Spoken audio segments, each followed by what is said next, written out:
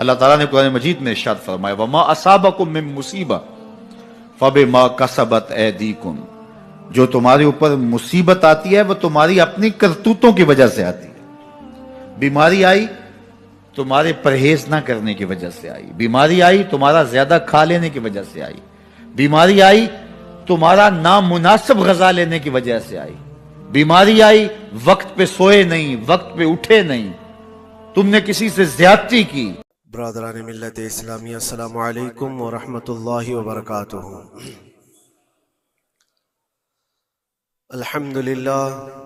الحمدللہ الحنان المنان الذي خلق الإنسان وعلمه البيان، والصلاة والسلام على رسوله سيد الإنس والجان وعلى آله وأصحابه ذوي الخير والإحسان، أما بعد فأعوذ بالله من الشيطان الرجيم، بسم الله الرحمن الرحيم، وجاهدوا في الله حق جهاده هو اجتباكم وما جعل عليكم في الدين من حرج الى آخر هذه الآية، صدق الله مولانا العظيم۔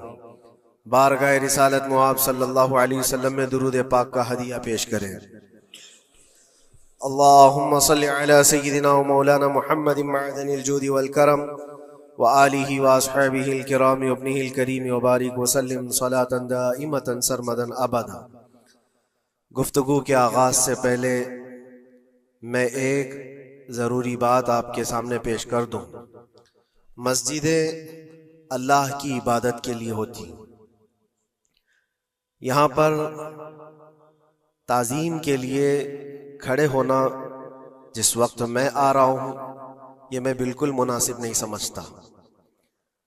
اپنی اپنی جگہوں پر بیٹھے رہیں، کھڑے ہونا بلکہ اللہ کے نبی صلی اللہ علیہ وسلم نے یہ ارشاد فرمایا، جو بندہ یہ تمنا رکھتا ہے کہ لوگ اس کے لیے کھڑے ہوں، اللہ اس کو دنیا میں اور آخرت میں ذلیل فرمائے گا۔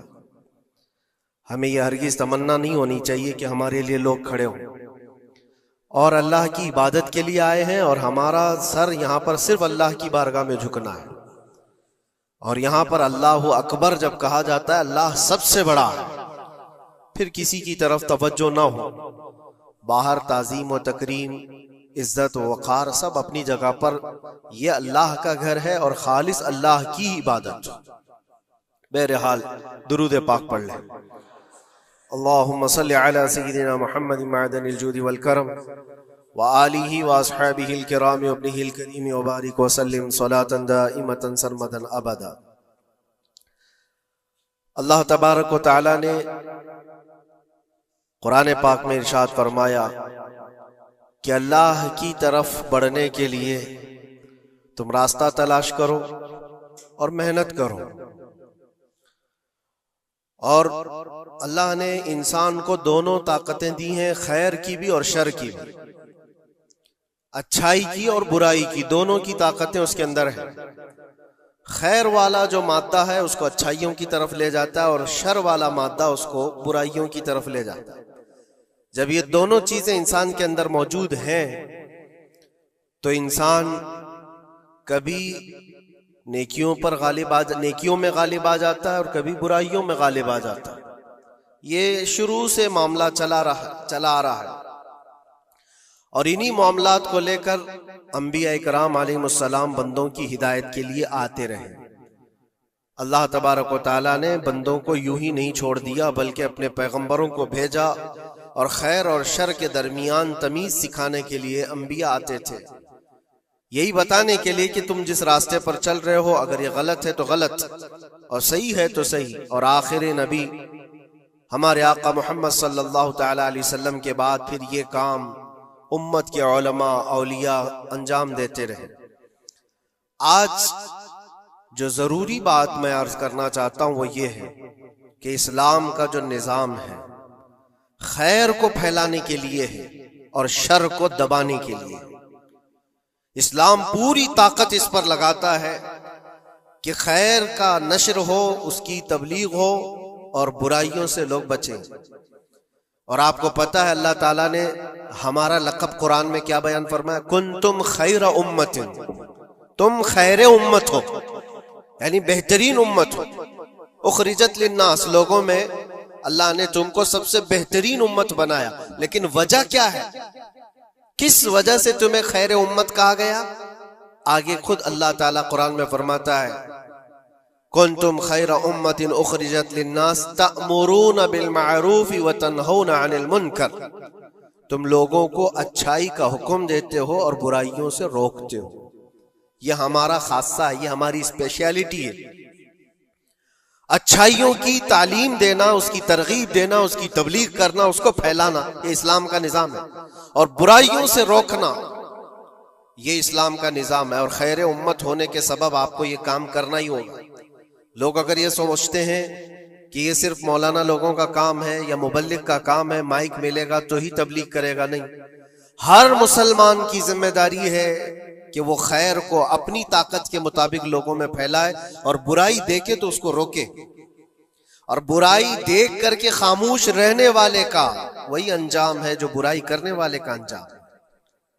ایک حدیث میں ملتا ہے جبرائیل علیہ السلام ایک بستی پر عذاب نازل کر چکے تھے اللہ کے حکم سے. وہ بستی گنہگار تھی بہت، لیکن اس میں ایک نیک بندہ تھا، بہت پرہیزگار تھا، کبھی گناہ نہیں کیا تھا اس نے. انہوں نے اللہ کی بارگاہ میں پوچھا جبرائیل نے کہ مولا اس بستی میں ایک نیک بندہ بھی ہے، اس کا کیا کیا جائے؟ اللہ تبارک و تعالیٰ کا حکم جلال تھا کہ اس کو بھی اسی میں تباہ کر دو، عذاب میں اس کو بھی گرفتار کر دو. عذاب اس پر بھی آیا. جبرائیل علیہ السلام کافی دنوں کے بعد پھر رب تعالیٰ کی بارگاہ میں پوچھتے ہیں کہ اس کا کیا قصور تھا؟ وہ تو تیرا عبادت گزار بندہ تھا، نیکوکار تھا. گنہگاروں پر عذاب آیا، لیکن اس پر کیوں آیا؟ اللہ نے فرمایا وہ نیک تو تھا، لیکن اس کی آنکھوں کے سامنے برائیاں ہوتی تو اس کو کچھ فرق نہیں پڑتا تھا، یہ دیکھتا اور خاموش رہ جاتا تھا.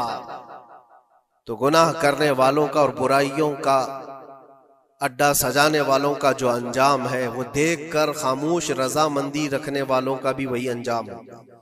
اس لیے امت کی ذمہ داری ہے یہ کہ آپ اپنے ارد گرد اگر برائیاں دیکھیں اور غلط بات دیکھیں تو اس کو روکیں، اور روکنے کی آپ کے پاس جیسی طاقت ہو. زبان سے روک سکتے، زبان سے، ہاتھ سے روک سکتے، ہاتھ سے.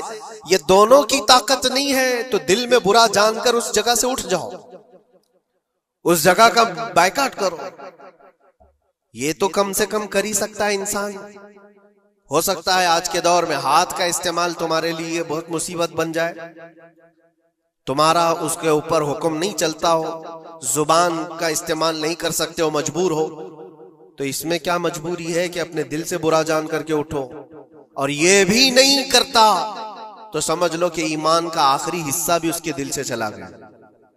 ایمان جس کے پاس تھوڑا سا بھی باقی ہے وہ برائیوں کو دیکھ کر کے وہ برانگیختہ ہوگا، اس کی طبیعت برائیوں کو دیکھ کر کے ماننے کو کبھی تیار نہیں ہوگی. اس لیے خیر امت کا جو سٹیٹس ہے اس کو مینٹین کرنا ضروری ہے. یہی تو بات ہے میرے عزیزو. ہزار طرح کی مصیبتیں آئیں ہم پر، لیکن ہم اس مشن کو نہیں چھوڑ سکتے جو ہمارے ایمان کا حصہ ہے، جو ہمارے ایمان کا حصہ ہے. ہمیں جو برائی نظر آئے گی اس پر بولنا ہم پر واجب ہے، اور اس پر بھی خاموش اور مصلحت کی اور حکمت کی بات کر کے اس کے بہانے سے گوشہ نشین ہو جانا یہ امت کی ذمہ داری نہیں ہے. یہ تو راستہ تلاش کرنے اور بہانے کی بنانے کی ذمہ ایک سوچ ہے. باقی ہر عالم دین ہو، ہر مومن ہو، برائی کو دیکھے تو اس کا اظہار کرے اور لوگوں کو روکنے کی کوشش کرے. ایک بات اور میں بتاؤں، معاشرے میں کچھ سود خور ہیں، کچھ شرابی ہیں، اور ان کے متعلق ایسا ہے کہ وہ اچھا اثر اور رسوخ رکھتے ہیں. ہمارے علاقے میں ایک مرتبہ ایسا ہوا تھا کہ مجھے ایک جگہ تقریر کے لیے بلایا گیا اور کہا گیا پہلے ہی سے کہ یہاں پر سود کا کاروبار زیادہ چلتا ہے، آپ اس پر برائے کرم کچھ نہ بولیں، کیونکہ ہمارے محلے کے بڑے بڑے ذمہ دار لوگ جو ہیں وہ سب اس کاروبار میں مصروف ہیں. آپ سود پر کچھ نہ بولیں، باقی آپ کی ہر تقریر سننے کو تیار ہے. میں نے اس دن قسم کھا لی، پورا 1 گھنٹہ سود پر ہی میں نے بیان کیا. نہیں بلانا ہے اس کے بعد نہ بلاؤ، لیکن ہم سمجھوتا اس بات پر نہیں کرتے کہ تمہاری طبیعت دیکھ کر کے بات کریں، ہم رسول اللہ کی شریعت دیکھ کر بات کریں۔ ایک عالم دین کا یہ حق ہے کہ وہ برائی کو دیکھے تو اس کا اظہار کر کے منع کرے۔ مخالفت ہوگی، ہمیں پتہ ہے، برائیاں کرنے والے کریں گے، لیکن یہاں پر ایک بات مجھے یاد آتی ہے، اس بزم میں مقصود ہے اصلاح مفاسد۔ نشتر جو لگاتا ہے وہ دشمن نہیں ہوتا۔ ڈاکٹر تمہاری پھوڑی کو اگر کاٹتا ہے چاقو سے تو وہ قاتل نہیں ہے، وہ کلر نہیں ہے، وہ تمہارے جسم سے پھوڑی کو کاٹ رہا ہے، وہ ناسور کو نکال رہا۔ تمہارے اندر برائی کو اگر ہم روک رہے ہیں، برا تھوڑی دیر کے لیے لگے گا۔ اسی لیے میں اکثر ایک جملہ کہتا ہوں، بخار کی دوا کڑوی ہوتی ہے، نگل لو تو فائدہ ہے۔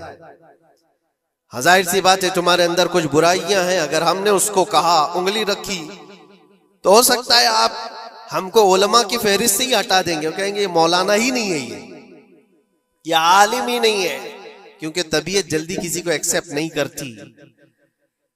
برائیوں سے روکنا ایک بہت بڑی ذمہ داری ہے۔ جانتے ہیں مکہ مکرمہ میں سارے لوگ حضور پاک صلی اللہ تعالی علیہ وسلم کے ایسے فدائی تھے، اعلان نبوت سے پہلے کی بات کر رہا ہوں، حضور کے اخلاق پر کوئی انگلی نہیں اٹھا سکتا تھا۔ جتنی اچھائیوں کا حضور نے حکم دیا سب کو وہ ایکسپٹ کرتے تھے، مانتے بھی تھے، لیکن جہاں برائیوں کے لیے روکا کہ یہ غلط ہے، اس کو ایکسپٹ کرنے کو طبیعت نہیں مانتی۔ اتنے سالوں سے ہم کرتے آ رہے ہیں، ابھی آپ آ کر روک رہے ہیں، یہی تو دشمنی شروع ہوئی۔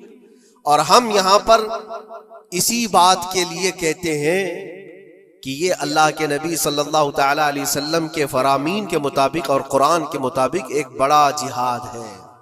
برائیوں سے لوگوں کو بچانا، روکنا اور اپنے نفس کو بچانا، یہی جہاد جس کے متعلق حدیث پاک میں ملتا ہے، رجعنا من الجہاد الاصغر الى الجہاد الاکبر۔ جو جنگ ہوتی ہے نا آمنے سامنے میدانوں میں، اس کو حضور نے فرمایا یہ چھوٹا جہاد ہے، اور برائیوں سے لڑنا یہ بڑا جہاد ہے۔ اپنے نفس سے لڑنا جو برائیوں کی طرف ہمیں لے کر کے جاتا ہے، یا برائیوں سے روکنا کسی کو، یہ بڑا جہاد ہے۔ یہاں پہلوانی دکھانا، ایک دوسرے کو کشتی میں پچھاڑ دینا، یہ تو طاقت کا کھیل ہے، لیکن کسی کو برائیوں سے باز لے کر کے آ جانا، یہ بہت بڑی طاقت کا مظاہرہ کرنا ہوتا ہے، بہت بڑی۔ اگر تمہاری زبان سے کوئی بچ گیا برائیوں سے تو سمجھ لو کہ تم نے اس کے ساتھ ایک بہت بڑا کار خیر کیا ہے۔ اللہ کے نبی صلی اللہ علیہ وسلم فرماتے ہیں حضرت علی سے، یا علی لَأَن يَهْدِيَ اللَّهُ بِكَ رَجُلًا خَيْرٌ لَكَ مِنَ الدُّنْيَا وَمَا فِيهَا۔ اے علی، تمہارے ذریعے سے اگر ایک آدمی بھی سیدھے راستے پر آیا تو پوری دنیا کمانے سے بہتر ہے، تمہارے پوری دنیا سے بہتر ہے۔ ایک آدمی اگر سیدھے راستے پر آ گیا تو اسلام کا پورا نظام یہ ہے، خیر کی طرف لوگوں کو بلانا اور شر سے لوگوں کو روکنا۔ اور یہ ذمہ داری اگر قوم بھولتی چلی جائے گی تو یہ قیامت کی نشانیوں میں سے یہ بھی ہے۔ حضور پاک صلی اللہ تعالی علیہ وسلم نے ارشاد فرمایا، لوگ اچھائیوں کا حکم دینا چھوڑ چکے ہوں گے، برائیوں سے روکنا بند کر چکے ہوں گے، حتیٰ کہ ان کے آنکھوں کے سامنے راستوں پر زنا ایسے ہوگا جیسے گدھے جوڑا کھاتے ہیں، جانور زنا کرتے ہیں، اس طرح سے انسان ان کے آنکھوں کے سامنے کیا کریں گے اور یہ کچھ نہیں کہیں گے۔ یہ طبیعت آتی جائے گی تو یہ قیامت کی نشانیوں میں سے۔ آج یہی حالات تو ہے، لوگ یہ کہتے ہیں کہ ان کا مسئلہ ان کے ساتھ، ہم کیا کہیں ان کے لیے؟ نہیں میرے عزیز، میں جو بات کہہ رہا تھا وہ بیچ میں رک گئی۔ معاشرے میں کبھی سود خور ہوتے، شرابی ہوتے، بہت سارے ہیں، اور غلط کاموں میں وہ ملوث ہیں۔ کیا چیز ہے ان کو توبہ کرنے پر، وہ واپس آنے پر مجبور نہیں کر رہی ہے؟ کون سی چیز ہے جو ان کو ان کے گناہ پر بڑھاوا دے رہی ہے؟ کیا چیز ہے؟ کبھی آپ نے سوچا؟ وہ چیز یہی ہے ہم سب کی۔ معاشرے میں اگر وہ غلط تھا تو ہم نے اس کے ساتھ دوستی ویسی ہی بنائی رکھی جیسے پہلے تھی، اس کو احساس ہونے ہی نہیں دیا کہ تو نے غلط کیا ہے یا غلط کر رہا ہے۔ اس کا ملنا جلنا اٹھنا بیٹھنا سب اچھے لوگوں کے ساتھ ویسے ہی چل رہا ہے، امام صاحب بھی مل رہے ہیں، اس کو سارا ریسپیکٹ ویسے ہی مل رہا ہے، تو وہ یہی سمجھتا ہے میں جو کچھ کر رہا ہوں اچھا کر رہا ہوں۔ اور اگر قوم کی تمام ذمہ دار لوگوں نے ایک بات یہ طے کیا کہ تو یہ غلط کاموں میں ہے، ہم آج سے تیرے ساتھ کوئی تعلق نہیں رکھیں گے، کبھی تیرے ساتھ کسی دعوت میں نہ آئیں گے نہ بلائیں گے۔ اس سے ہوتا کیا ہے؟ لوگوں کو ایسا لگتا ہے کہ ہم بائیکاٹ کا کوئی مشن چلا رہے، نہیں، اس سے اس کو احساس ہوتا ہے کہ میں مجلس میں بیٹھنے کے لائق نہیں ہوں، میں توبہ کر لوں تاکہ بیٹھنے کے لائق بن سکوں، ان برائیوں سے باز آ جاؤں۔ اور تمہارے ملن جلن کی وجہ سے یہ سارے آج لوگ پہلے چھپ کر کے کرتے تھے، آج اوپنلی یہ سارے کام کرنے لگے۔ لوگ جو ہے پہلے ڈرتے تھے کہ قوم میں لوگوں کو پتا چل جائے میرا دھندا کیا ہے تو پتہ نہیں میرے ساتھ لوگ کیسا سلوک کریں گے۔ آج وہ نڈر ہے، شیر ہے، کچھ نہیں ہوتا۔ آج لوگ جس کے پاس پیسہ زیادہ ہے اس کی عزت کرتے ہیں، اس کے ساتھ سانٹ گانٹ ویسی ہوتی ہے، سب اچھے لوگ بھی اس کے یہاں آتے ہیں جاتے ہیں، سب ہوتا ہے۔ عزیزان گرامی وقار، برائیوں سے روکنے کا نظام جو ہمارا ختم ہوتا جا رہا ہے، یہ قیامت کی بڑی نشانیوں میں سے۔ آج آپ کی اور ہماری ذمہ داری اتنی تو ہے کہ ان محفلوں سے اپنے آپ کو دور کر لو جہاں یہ سارے کام ہو رہے ہیں۔ غلط جو بھی ہے اس کو تمہارا دماغ خود ہی پہچانتا ہے غلط کیا ہے۔ اللہ تعالیٰ نے اتنی ہدایت ہر بندے کو عطا کی، ہر بندے کو۔ اللہ نے قرآن میں فرمایا الم نجعل له عینین ولسانا وشفتین وہدیناہ النجدین، ہم نے دو چیزیں ایسی نہیں دی ہیں تمہیں جو خیر اور شر کو پہچانتی ہیں۔ ہر انسان، آپ کو کسی نے بتایا نہیں کہ آگ گرم ہوتی ہے، بچپن سے بتایا نہیں جاتا ہے، انسان اپنی خود تجربات سے یا دیکھ دیکھ کر کے سمجھتا ہے، وہ آگ میں ہاتھ ڈالتا نہیں ہے۔ کیا اس کی کوئی ٹریننگ دی گئی ہے بچپن سے کہ آگ میں ہاتھ ڈالنا نہیں چاہیے؟ تمہاری طبیعت نے خود ہی فیصلہ کیا ہے کہ یہ جلاتی ہے چیز، یہ گرم ہے، یہ نقصان دہ ہے۔ تو یہ ہدایت اللہ نے ہر بندے کو عطا کی ہے۔ کیا آپ نے اپنے بچوں کو یا آپ کو کسی نے بچپن سے سکھایا ہے کہ جو گندگی ہے، جو غلاظت ہے، پخانا ہو، گوبر ہو، یہ نہیں کھایا جاتا؟ یہ چیزیں سکھائی نہیں جاتی، انسان کی طبیعت میں ہے کہ اس کو ایکسپٹ نہیں کرتی طبیعت، دماغ خود ہی کہتا ہے یہ گندی ہے، یہ بری ہے۔ تو اتنی ہدایت تو اللہ کی طرف سے ہے خیر اور شر کو پہچاننے کی، اور کچھ ایسی باریکیاں ہیں جس کو علماء بیان کرتے ہیں، یہ برا ہے اور یہ اچھا ہے۔ عزیزان گرامی وقار، آج امت کی یہ بہت بڑی ذمہ داری ہے جس کو فراموش کیا جا رہا ہے۔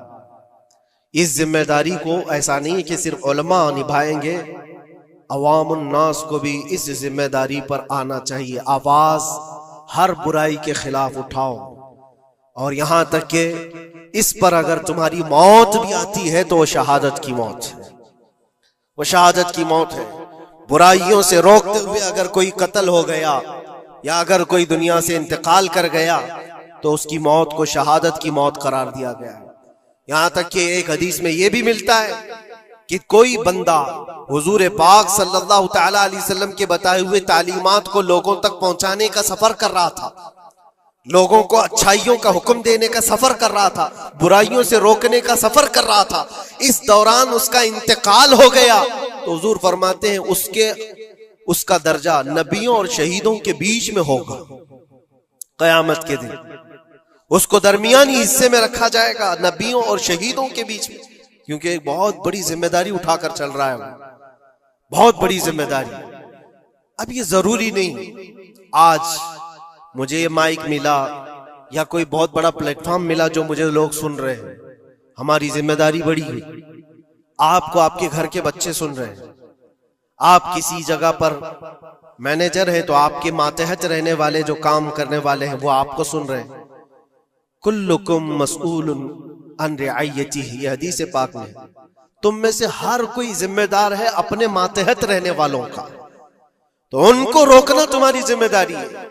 اگر پوری دنیا کو نہیں روک سکتے، پورے محلے کو نہیں روک سکتے، اپنے ماتحت رہنے والوں کو تو روک سکتے ہو، اپنی اولاد کو، اپنے آس پاس والوں کو جو تمہاری بات ایکسپٹ کر سکتے ہیں ان کو تو روکو، ان کو برائیوں سے روکنا یہ تمہاری ذمہ داری ہے۔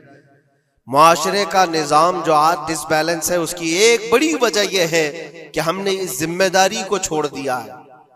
ہوتا کیا ہے میں آپ کو بتاؤں، کچھ گھروں سے ہمیں یہ شکایت ملی، بچے ایسے ہو گئے ویسے ہو گئے، ماں کو الٹا کہہ رہے ہیں، باپ کو گالیاں دے رہے ہیں، آج یہ اپنی مرضی کی چلا رہے ہیں، فلاں ہیں وہ ہے۔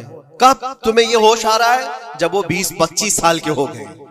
20-25 سال سے تم صرف اور صرف ان کو واچ کرتے رہے، دیکھتے رہے، اور جب بگاڑ آ گئی تب آپ کو خیال آیا کہ یہ بگڑے ہوئے ہیں۔ ایسا ہے میرے عزیزو، آپ نے اپنی ذمہ داری کا احساس کرنا ہے اس وقت سے جب بچہ ہوش کے آنکھ کھول رہا ہے، اور ہر زمانے میں اس کے ساتھ آپ اچھائی کا حکم دینا اور برائی سے روکنا، یہ انتظام کرتے رہو۔ یہ مت سوچو میرا بچہ بہت اچھا ہے، کبھی آنکھ اٹھا کر کے نہیں دیکھتا کسی، تو اچھا ہے لیکن اس کو اچھے کو بھی نصیحت کی ضرورت ہے، انسان کی طبیعت ہے۔ میں آپ کو بتاؤں، اس کائنات میں سب سے اچھے لوگ کون تھے؟ سب سے اچھے وہ رسول اللہ کے صحابہ، ان سے اچھے کوئی ہے؟ اور یہ ملتا ہے، بزرگوں نے فرمایا قیامت تک جو سب سے اچھے پیدا ہونے والے تھے، اللہ نے ان کو چن کر کے رسول اللہ کا صحابی بنایا۔ سب سے اچھے لوگ تھے وہ، سب سے اچھے، لیکن ان سب سے اچھے لوگوں کو بھی رسول پاک صلی اللہ علیہ وسلم 8 دن سے زیادہ گیپ نہیں دیتے تھے، ان کو نصیحت کرتے رہتے تھے۔ جو دنیا کے سب سے اچھے لوگ ہیں ان کو نصیحت کی ضرورت ہے، تو اس بگڑے ہوئے دور میں ہم سب کو کتنی ضرورت ہے؟ وہ صرف آپ کو نہیں، مجھے بھی ضرورت ہے۔ ہم بھی ڈھونڈنے کے لیے نکلتے ہیں کسی مشائخ کے پاس، بیٹھے وہاں پر ان کی نصیحتیں ہمارے دل پر اثر کریں۔ عزیزان گرامی وقار، اس ذمہ داری سے آپ کبھی اپنے آپ کو سبکدوش مت کرنا، 8 دن کے لیے بھی نہیں۔ اپنے ماتحت جو ہے کوئی نہ کوئی چیزیں ان کو اچھائیوں کا حکم دیتے رہے، اس کا اثر یہ ہوگا کہ اللہ کی بارگاہ میں کل آپ کی پکڑ نہیں ہوگی، آپ نے اپنی ذمہ داری پوری کی، ورنہ قیامت کے دن یہ تمہارے نیچے رہنے والے خود تمہارے خلاف مقدمہ کریں گے۔ یہاں تک کہ ایک روایت میں یہ بھی ملتا ہے کہ ایک بندہ اللہ کی بارگاہ میں یہ مقدمہ کر دیا تھا کہ میرا پڑوسی جو آج جنت جا رہا ہے، اے اللہ اس کو تو جنت بھیج رہا ہے، میرے پڑوس میں رہتا تھا، اس کی نمازیں پوری ہیں؟ فرشتوں کے ذریعے سے کہا جاتا ہے ہاں اس کی نمازیں پوری ہیں، حساب میں مکمل ہے۔ تو یہ مقدمہ اس بات پر کرتا ہے کہ اللہ اس کو روک دے، اتنی دن وہ نماز پڑھتا تھا، ایک دن مجھے بلاتا نہیں تھا، خود اپنی نمازیں تو پوری کر لیا لیکن مجھے ایک دن نہیں بلایا، میں آج جہنم میں جا رہا ہوں۔ تو اسے روک کر کے پوچھا جائے گا کیا تیری یہ ذمہ داری نہیں تھی کہ تیرا پڑوسی تھا، تیری عزت کرتا تھا، تیرے ماتحت تھا، تو ایک دن بھی تو نے خیر کی طرف اس کو نہیں بلایا؟ یہ ذمہ داری آپ سوچو، ہم سب کی یہ ذمہ داری ہے اپنے ماتحت رہنے والوں کے لیے۔ اللہ تبارک و تعالی ہمارے اس نظام کو جو صحابہ اکرام رضوان اللہ تعالی علیہ مجمعین نے قائم فرمایا تھا، حضور پاک کی تعلیمات سے واپس پھر سے وہ زندہ ہو جائے۔ عزیزان، اور یہ یاد رکھیں، حق کی بات ہر بندے کو پسند نہیں آتی، اور سب کے سامنے اچھا بن کے رہنا یہ بزدل ہونے کی علامت ہے۔ ہر آدمی اگر تعریف کرے تو اس کا مطلب یہ ہے کہ آپ کامل مومن نہیں۔ اور ایک شاعر نے بڑی زبردست بات کہی تھی، نے کمال کر دیا، شعر سمجھ میں آ گیا تب بھی ٹھیک ہے، نہ بھی آیا تو شعر پھر بھی بڑا ٹھیک ہے، شعر پھر بھی بڑا ٹھیک ہے۔ اس نے کہا تھا تو اگر عشق میں برباد نہیں ہو سکتا تو جا، پھر تجھے کوئی سبق یاد نہیں ہو سکتا، پھر تو ناکام ہے زندگی میں۔ لوگ نماز اس لیے شروع کرتے ہیں، کہتے ہیں میں 5 نمازیں بھی پڑھتا ہوں، میں صدقات بھی کرتا ہوں، کام میرا پھر نہیں چلتا۔ تو میں کہتا ہوں تمہیں پتہ ہی نہیں، نمازی کے لیے تو آزمائش ہے، جتنا جتنا ایمان کامل اتنی آزمائش بھی زیادہ۔ اور یہ میں اپنے پاس سے نہیں کہہ رہا، حضرت ابو سعید خدری رضی اللہ تعالیٰ عنہ فرماتے ہیں میں نبی پاک علیہ الصلوۃ والسلام کی خدمت میں حاضر ہوا، اور حضور کے دست مبارک کو چومنے کے لیے میں نے اپنے ہاتھ جب آگے کیے تو تپش تھی، تیز بخار تھا نبی پاک کو۔ تو حضرت ابو سعید خدری رضی اللہ تعالیٰ عنہ ارشاد فرماتے ہیں کہ میں نے، یہ سنن ابن ماجہ میں موجود ہے، فرماتے میں نے عرض کیا یا رسول اللہ صلی اللہ علیہ وسلم اتنا تیز بخار؟ حضور فرمانے لگے ہم پر جو آزمائشیں آتی ہیں نا انبیاء پر، وہ عام لوگوں سے دگنا آتی ہیں۔ یہ تو لاڈلے ہیں، یہ تو محبوب ہیں اللہ کے. فرمایا عام لوگوں سے دگنی آزمائش آتی ہے، لیکن فرمایا ہمارا رب بڑا کریم ہے، ہمیں اجر بھی ڈبل ہی عطا کرتا ہے، ہمیں اجر بھی ڈبل ہی عطا کرتا ہے. تو حضرت ابو سعید خدری کہتے ہیں موقع اچھا تھا، میں نے ایک سوال بھی کر دیا. میں نے کہا یا رسول اللہ صلی اللہ علیہ وسلم بتائیے نا بھلا دنیا میں زیادہ آزمائشیں کن کو آتی ہیں؟ تو حضور فرمانے لگے سب سے زیادہ آزمائشیں اللہ کے انبیاء کو آتی ہیں، نبیوں کو آتی ہیں. حضور اس کے بعد فرمایا اس کے بعد جو ان کے زیادہ قریب ہوتا ہے اسے آتی ہیں. لوگ کیا سمجھیں گے امام حسن کی آزمائش کو؟ لوگ کیسے سمجھیں گے سیدنا امام حسین کی آزمائش کو؟ فرمایا جو ان کے زیادہ قریب ہوتا ہے اسے زیادہ آزمائش آتی ہے. تو حضور کے سب سے قریب تو امام حسن ہے نا، امام حسین ہے نا. تو کیا سمجھتا ہے قربت بس نسبت کے اظہار کا نام ہے اور بڑے لطف کے ساتھ زندگی گزارنے کا نام ہے؟ تو نبی پاک علیہ الصلوۃ والسلام نے فرمایا بات بڑی مزے کی ہے. فرمایا پھر اللہ کے بعض بندے تو ایسے ہوتے ہیں جنہیں اللہ فقر میں مبتلا کر دیتا ہے. فرمایا ان کے پاس صرف ایک چادر رہ جاتی ہے، اتنا فقر ان کے پاس آتا ہے. لیکن جو حدیث کے آخری لفظ ہیں نا وہ وجد والے ہیں، وہ وجد والے ہیں، وہ سرور والے ہیں. ہمارا یہ مزاج ہوتا ہے کہ میٹھا میٹھا کھا جاؤ اور ذرا کڑوا آ جائے تو سویرے بھی رو شام بھی رو، حال ہی کوئی نہیں، غریبی بڑی، پریشانی بڑی، حضرت صاحب گھر سے بیماری جاتی نہیں. اور جناب کیا بتائیں، بعض لوگ تو ایسے ہیں جن کی بات سن کے لگتا ہے زندگی میں کبھی سوئی ہی نہیں، اتنے بڑے بڑے دکھ سناتے ہیں. او خدا کی رحمت کا بھی تو ذکر کرنا، خدا نے جو تیرے اوپر انعامات کیے ان کا بھی تو ذکر کرنا، ان کا تذکرہ ہی نہیں کر رہا میرا بھائی. نبی پاک علیہ السلام نے فرمایا ان لوگوں پر دکھ آتے ہیں پر قربان ہونے کو جی چاہتا ہے ان لفظوں پر. حضور فرمانے لگے وہ رب کی طرف سے آنے والے دکھ پر بھی اس طرح راضی ہوتے ہیں جس طرح تم میں سے کوئی راحت ملنے پر راضی ہوتا ہے. سکون والی چیز ملنے پر جس طرح تم راضی ہوتے ہو اس طرح وہ دکھوں پر بھی راضی ہوتے ہیں. دکھ قبول محمد بخشا، دکھ قبول محمد بخشا. پر ایک شرط لگائی چھوٹی سی میاں صاحب نے، انہوں نے کہا 100 دفعہ قبول ہے، دکھ 100 دفعہ قبول. دکھ قبول محمد بخشا پر راضی رہن پیارے. یہ شرط یہ ہے کہ تو راضی رہ، تو راضی رہ. دکھ قبول محمد بخشا، راضی رہن پیارے. اور حضرت سلطان صاحب کہنے لگے اساں کیتی ہے جان حوالے رب دے، ایسا عشق کمایا ہے اسی مرن تو پہلو ہی مر گیا باہو تا مطلب نو پایا ہے. فرمایا کہ جب کوئی شخص کسی کے ساتھ کوئی ظلم کرے تو پھر اس کا بدلہ لو. تو کس طرح بدلہ لینا ہے؟ فرمایا الحر بالحر والعبد بالعبد والانثى بالانثى. آزاد کے بدلے آزاد، غلام کے بدلے غلام، عورت کے بدلے عورت. ہاں اگر کوئی وارث معاف کر دے تو بات الگ ہے، ورنہ بدلہ لو. اور قرآن مجید نے یہاں ارشاد فرمایا کہ اگر تم بدلہ لو گے تو زندگی ملے گی تمہیں.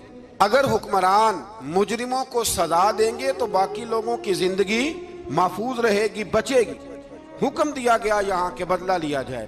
یہ حکم اسٹیٹ کے لیے ہے، حکمرانوں کے لیے. میلاد کا مقصد ہے ایمان کے تقاضے سمجھانا. میلاد میں کیا ہوتا ہے؟ حضور کی شان بیان کی جاتی ہے، حضور کا مقام بیان کیا جاتا ہے، حضور کا مرتبہ بیان کیا جاتا ہے. تو جب بندہ دیکھتا ہے ایسے شان والے میرے نبی ہے تو محبت خود ہی آ جاتی ہے. تو محبت اصل ایمان ہے اور میلاد محبت لانے کی پریکٹس ہے. میں ایک یونیورسٹی میں گیا، وہاں پر پروگرام تھا سیرت النبی کا. تو آپ جانتے ہیں کہ 5-6 اسکالر بلائے جاتے ہیں، ہر ایک کو 7-7 8-8 ملی ملتا ہے. میں توہین نہیں کر رہا، ایک بات کر رہا ہوں. میرے سے پہلے خطیب صاحب تقریر کر گئے، اس پارٹی کے تھے، تو عمر بھی ان کی بہت بڑی تھی. ان کو اور تقریر جہاں تک تھی نا، کمپیوٹر سائنس کے جو طلباء ہیں ان کے سامنے تھی، جو کمپیوٹر سائنس کے طلباء ہیں ان کے سامنے تھی، اور موجودہ حضور کی سیرت کا. وہ جو ہم سے پہلے تھے تو انہوں نے بڑی لمبی چوڑی تقریر کی، اور پوری تقریر میں یہی کہتے رہے حضور سید عالم نے بکریاں چرائی، ایک بکری ادھر چلے جاتی تو لے آتے، ایک بکری ادھر چلی جاتی تو لے آتے. حضور نے بکریاں چرائی، ہر نبی نے بکریاں چرائی، بکریاں چرائی، بکریاں چرائی، بکریاں چرائی. جب وہ 7 منٹ میں تھک کر منہ سے تھوک گر رہا تھا بیٹھ گئے تو میں نے کہا یہ کیا تقریر کی آپ نے؟ کمپیوٹر سائنس کے طلباء بیٹھے ہیں، کیا تقریر کی؟ کہنے کہ بخاری میں نہیں لکھا کہ رسول اللہ نے بکریاں چرائی. میں نے کہا قرآن میں نہیں لکھا رسول اللہ آسمانوں پر گئے. میں نے کہا یہ کمپیوٹر سائنس سے ان کو تو بتاتا ہے گورا چاند پر گیا اور رسول اللہ کے لیے بتا رہا ہے کیا؟ میں نے کہا اس بکری چرائی حضور نے، انبیاء نے چرائی، لیکن اس بچے کو بتانے کا موقع نہیں آیا. اب اس کو کیا بتانا؟ کہتے حدیث بخاری میں نہیں ہے کہ حضور نے بکریاں چرائی. میں نے کہا قرآن میں نہیں ہے حضور عرش پر گئے.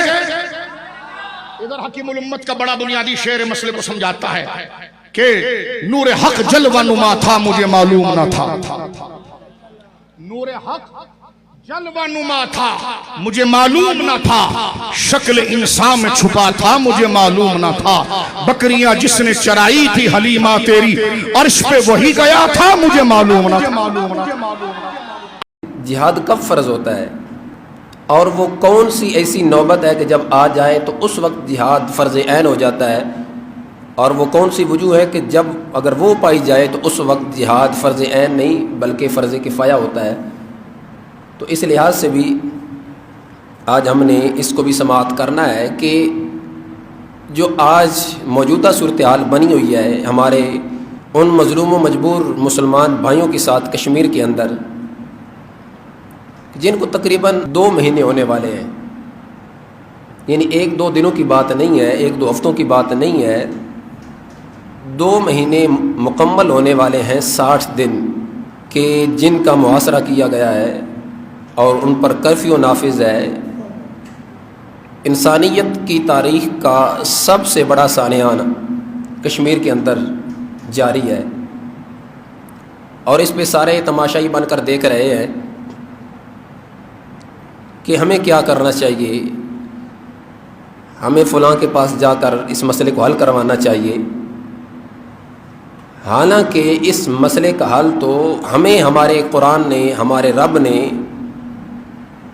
آج سے صدیوں پہلے بتا دیا تھا. اور اس میں کوئی 2 رائے نہیں ہے کہ معاذ اللہ قرآن نے جو بتایا ہے اس پر عمل کیا جائے تو ہمیں اس سے فائدہ نہیں ہونا. قرآن نے جو ہمیں راستہ دکھایا اس پر چلیں گے تو ہم منزل تک نہیں پہنچ سکیں گے، یہ تو ہو نہیں سکتا. قرآن نے تو ہر ایک چیز کو واضح کیا اور ہر ایک راستے کو معین کیا ہے، اور پھر اس قدر سارے جو اسباب تھے بعد میں آنے والے سرکار دو عالم نور مجسم شفیع معظم صلی اللہ علیہ وسلم نے وہ پہلے واضح فرما دیے، کیونکہ سرکار تو دیکھ رہے تھے کہ کوئی ایسا بھی وقت آنے والا ہے کہ جس وقت میری امت پہ اس قدر ظلم ہوگا، اس قدر ستم ہوگا کہ اس وقت جو میری امت ہے ان کو کیا کرنا ہے، اور ان کے پاس کوئی اپنا نصابی زندگی تو ہو. تو قرآن مجید فرقان حمید میں خالق کائنات جل جلالہ نے اس بات کو بھی واضح کیا ہے کہ سب سے پہلا مرحلہ کہ اللہ تبارک و تعالی جل جلالہ نے سرکار دو عالم نور مجسم شفیع معظم صلی اللہ علیہ وسلم کو فرمایا کہ اے محبوب صلی اللہ علیہ وسلم، آپ ان کفار کو چھوڑ دو، ان کے حال پر چھوڑ دو، جو کرتے ہیں یہ کرتے رہیں. یہ ابتدائی اسلام میں پہلا مرحلہ تھا. جس طرح کے شراب کی حرمت بتدریج نازل ہوئی، پہلے مرحلے میں یہ نہیں کہا گیا کہ تم پر شراب حرام ہے، تو ایسے ہی جو جہاد کی فرضیت ہے وہ بھی بتدریج نازل ہوئی ہے. اب پہلے مرحلے میں خالق کائنات جل جلالہ نے فرمایا فاصفح الصفح الجمیل، اے محبوب صلی اللہ علیہ وسلم آپ ان کو اچھی طرح چھوڑ دو. فاعرض عن المشرکین، اور مشرکوں سے منہ پھیر لو. یہ پہلا مرحلہ تھا کہ جو وہ کرتے ہیں ان کو کرنے دو. اب اس آیا کریمہ کو بعض مفکر اور بعض نام نہاد سکالر لے کر یہ پروپیگنڈا کرتے ہیں کہ دیکھیں جی اللہ تعالیٰ نے فرمایا کہ کفار کو اپنے حال پر چھوڑ دو، تو تم کون ہوتے ہو کہ ان کے مقابلے میں کہ جہاد کرو، جہاد کی فرضیت ہے ان سے جنگ کرو. جب اللہ فرماتا ہے کہ ان کو اپنے حال پر چھوڑ دو تو پھر ان کو چھوڑ دینا چاہیے. حالانکہ یہ آیا کریمہ پہلے مرحلے میں نازل ہوئی کہ جب خالق کائنات جل جلالہ نے اس بات کو واضح فرمایا کہ محبوب علیہ السلام ابھی ان کو جو یہ کرتے ہیں کرنے دو، اور تم اپنی تبلیغ اور جو دعوت کا سلسلہ ہے اس پر توجہ دو۔ اور پھر جب دوسرا مقام آیا تو اس میں اللہ تبارک و تعالی جل جلالہ نے فرمایا کہ اے محبوب صلی اللہ علیہ وسلم اب ان کو تبلیغ بھی کرو، اسلام قبول کرنے کی دعوت بھی دو، وہ اسلام قبول کریں اور بڑے اچھے طریقے سے ان کو تبلیغ کرو۔ فرمایا ادعو الی سبیل ربک بالحکمۃ والموعظۃ الحسنہ وجادلہم باللتی ہی احسن، یہ دوسرا وہ مقام تھا۔ اور تیسرا کہ اللہ تبارک و تعالی جل جلالہ نے فرمایا کہ اے میرے محبوب صلی اللہ علیہ وسلم کہ جب تم انہیں تبلیغ کرو، اسلام کی دعوت پیش کرو، وہ قبول نہ کریں اور اس کے بدلے میں تم پر حملہ کریں تو اب تم اپنا دفاع کرو۔ یعنی تم نے انہیں تبلیغ کی کہ اسلام قبول کرو، رب کی وحدانیت کو قبول کرو، وہ نہیں کرتے، ایک تو وہ قبول نہیں کرتے، دوسرا اس کے بدلے تم پر حملہ کرتے ہیں، تو اب تمہارا کیا حق بنتا ہے کہ تم ان کا مقابلہ کرو۔ اذن للذین یقاتلون بانہم ظلموا وان اللہ علی نصرہم لقدیر، کہ یہ جو تمہیں اس تبلیغ کے بدلے، دعوت کے بدلے تم پر ظلم کر رہے ہیں، تم سے لڑائی کر رہے ہیں، اب تم بھی ان سے لڑائی کرو۔ اب یہ جو تیسرا مرحلہ تھا یہ اپنے دفاع کے لیے تھا کہ اپنے دفاع کے لیے ان سے جہاد کرو، ان کو قتل کرو۔ فَإِنْ قَاتَلُوكُمْ فَاقْتُلُوهُمْ، اور اگر وہ تم سے لڑیں تو تم بھی ان سے لڑو، تم بھی ان کو قتل کرو۔ یہ تیسرا مرحلہ دفاعی تھا۔ اور اس کے بعد اللہ تبارک و تعالی جل جلالہ نے چوتھے مرحلے میں پھر اس بات کو بھی واضح فرما دیا کہ اے محبوب صلی اللہ علیہ وسلم جب تم انہیں تبلیغ کرو، اسلام قبول کرنے کی دعوت دو، وہ اسلام قبول نہ کریں، اور اس کے بعد اگر تمہارے مقابلے میں نہیں نکلتے، تم سے قتال نہیں کرتے، پھر بھی تم ان کو نہ چھوڑو۔ یعنی یہ بتدریج ایسی احکام نازل ہوئی ہے۔ پہلے مرحلے میں کہ ان کو اپنے حال پر چھوڑ دو، جو کرتے کرتے رہیں۔ دوسرے مرحلے میں کہ تم انہیں تبلیغ کرو اور اچھے طریقے سے اللہ کے راستے کی طرف بلاؤ۔ اور تیسرے مرحلے میں اللہ تعالیٰ نے فرمایا کہ جب تم انہیں تبلیغ کرتے ہو، دعوت دیتے ہو، نہیں قبول کرتے، تم پر حملہ کرتے، پھر اپنا دفاع کرو۔ چوتھے مرحلے میں اللہ تبارک و تعالی جل جلالہ نے فرمایا کہ اے میرے محبوب علیہ الصلوۃ والسلام وہ تمہاری دعوت قبول نہیں کرتے، اگرچہ تم پر حملہ بھی نہیں کرتے، لیکن اب وہ نوبت آ گئی ہے کہ اب ان کو زمین میں چھوڑنا نہیں ہے، اب ان کو ویسے نہیں چھوڑنا کہ چلو کوئی بات نہیں ہے، بلکہ اللہ تعالیٰ فرماتا ہے وَقَاتِلُوهُمْ حَتَّى لَا تَكُونَ فِتْنَةٌ، ان کو قتل کرو یہاں تک کہ زمین پاک ہو جائے، کوئی فساد نہ رہے، ان کا ظلم و ستم ختم ہو جائے، اور ان کی شر انگیزیاں جو مسلمانوں کے خلاف ہیں وہ ختم ہو جائیں۔ تو اب یہاں پر بھی بڑی قابل غور بات ہے کہ اللہ تبارک و تعالی جل جلالہ نے فرمایا کہ یہاں تک کوئی فتنہ نہ رہے۔ تو اس فتنے سے کیا مراد ہے کہ آج جو ہمارے ماحول میں کہا جاتا ہے کہ جو کافر بتوں کی پوجا کرتے ہیں تو کرتے رہیں، ان کا اپنا وہ عقیدہ ہے، ان کے اپنے وہ خدا ہیں، کرتے رہیں، کھائیں وہ ہمارے خالق و مالک رب کی ذات کا، پئیں جو ان کو ہمارے رب کی ذات نے دیا ہے، ہماری موجودگی میں ہم جب شرک ہوتا دیکھتے رہیں، پھر اس وقت اللہ کی ذات ناراض ہوتی ہے کہ جب تم تو صاحب ایمان تھے، تم کو تو میں نے یہ شان دی تھی کہ خیر الامم کا لقب تمہیں دیا تھا، کنتم خیر امۃ اخرجت للناس تأمرون بالمعروف وتنہون عن المنکر کا جو منصب تھا وہ تجھے دیا تھا، تم امتوں میں سب سے بہتر امت ہو۔ کس وجہ سے؟ تأمرون بالمعروف وتنہون عن المنکر، کہ تم لوگوں کو اچھائی کا حکم دیتے ہو اور برائی سے روکتے ہو۔ تو جب انسان یہ اپنا منصب بھول جاتا ہے کہ اس کے پڑوس میں، اس کے گرد و پیش میں جب اس قدر ظلم و ستم ہوتا رہے، شرک ہوتا رہے، اور وہ خواب خرگوش میں سویا رہے، پھر اس وقت رب کا عذاب بھی نازل ہوتا ہے۔ اللہ اکبر اللہ اکبر اللہ اکبر اللہ اکبر اللہ اکبر اللہ اکبر اللہ اکبر اللہ اکبر لا الہ الا اللہ اللہ اکبر اللہ اکبر لا الہ الا اللہ۔ کیا ہے وعدہ جو رب سے اپنے، چلو وہ وعدہ وفا کرو تم، جہاد تم پر ہے فرض لوگو، اٹھو یہ فرض اب ادا کرو تم، کیا ہے وعدہ جو رب سے اپنے، چلو وہ وعدہ وفا کرو تم، جہاد تم پر ہے فرض لوگو، تو یہ فرض اب ادا کرو تم۔ تمہاری مظلوم مائیں بہنیں تمہاری راہوں کو تک رہی ہے، ستمگروں کے ستم سے ہائے تڑپ رہی ہے، سسک رہی ہے، بڑھو جوانوں سروں سے ان کے حیا کی چادر کھسک رہی ہے، نہ گرنے پائے سروں سے ان کے حیا کی چادر، دفاع کرو تم، کیا ہے وعدہ جو رب سے اپنے، چلو وہ وعدہ وفا کرو تم۔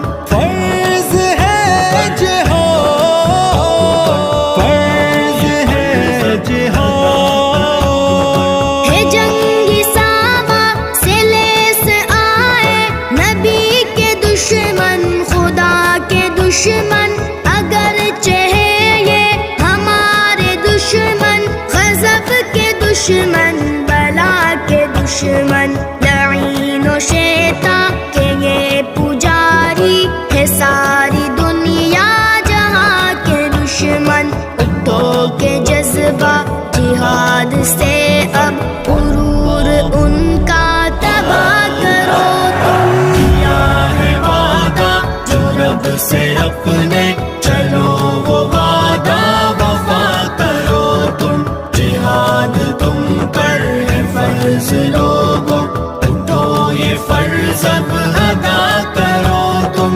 نہ ڈگمگائے قدم تمہارے خدا کے رستے میں نوجوانوں، قسم سے تم کو ملے گی منزل وفا کے رستے میں نوجوانوں، رکھی ہے رب نے بھی کامرانی فنا کے رستے میں نوجوانوں، یقین محکم نگاہ منزل پہ رکھ کے آگے بڑھا کرو تم، اللہ اکبر، اللہ اکبر، لا الہ الا اللہ، اللہ اکبر، اللہ اکبر، لا الہ الا اللہ۔ جہاد چھوڑا تو آیا تم پر عذاب ہے، پھر یہ ذلتوں کا